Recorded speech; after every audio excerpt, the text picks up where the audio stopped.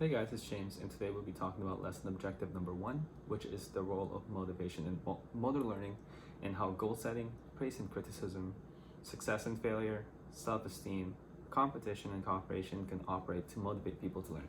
So, starting off with goal setting, when setting a goal, you would want your goal to be more specific, meaning you would want to associate it with a number. So, meaning 2 weeks from now, I want to lose 2 pounds. So that is a very, very specific goal.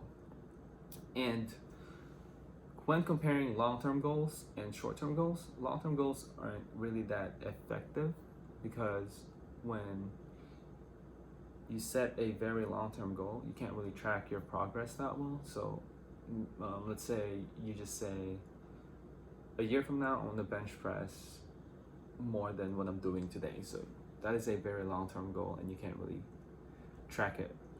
And a better approach for this is actually combining short-term goals and long-term goals together. So meaning, let's say 3 weeks from now, I want to be benching 20 more pounds than what I'm doing today. And once you reach that goal, you move on and you say, a month from now, I want to be benching 20 more pounds than what I did last time. So combining short-term goals and long-term goals work better. And then looking at the difficulty of the goal, you wouldn't want your goal to be too difficult to the point where it's not achievable, and you wouldn't want your goal to be too easy to the point where you're just breezing through your goal and you're not even exerting any effort. And so moderate goals are actually better for when looking at the difficulty of the goal, because it still forces you out of your comfort zone, but it's still achievable at the same time.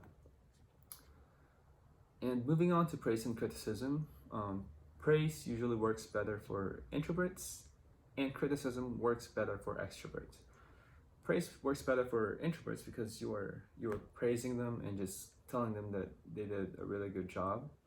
And criticism works better for extroverts because they might be able to handle it a little bit better than introverts. But when using criticism, make sure to use constructive criticism. So an example would be, try this, instead of just saying, hey, you're wrong. So give them an alternative of what they could do better. And then moving on to competition and cooperation. For some people, competition is a good motivator, and for some, cooperations might be the better motivator. So when using competition, you want to use it in a way that gives people the experience of both success and failure. And then moving on to success and failure, experiencing success make people feel good, and it might help with learning because of the positive experiences. And then failure, experiences of failure make people, or might make people feel bad, and it also might impair learning. So and then moving on to self-esteem. Individuals with high self-esteem will accept failure, either it happened because of them or because of some external factor. And people or individuals who have low self-esteem will have the opposite effect of this. So even if they won, they still might think it is because of some external factor.